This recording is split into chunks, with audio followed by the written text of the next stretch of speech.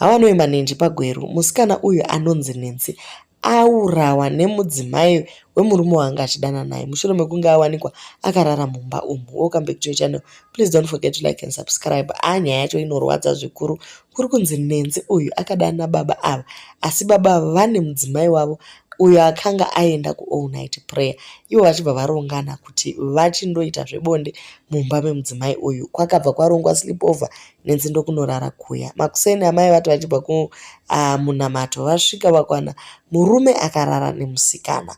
Vangotora banga asi murume atiza akasiya Nancy uyo abayiwa akafira ipapo.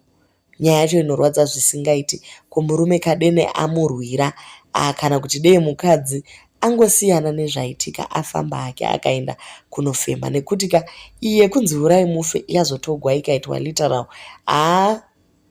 Chinhu chacho chakambogadzwa nechiko, china mabhidzi here chekuti ungabva wati better winde kujere uchifira zvinhu zvisina basa zvakadai. So naivo ma2000 muchazvirega zvokwadi.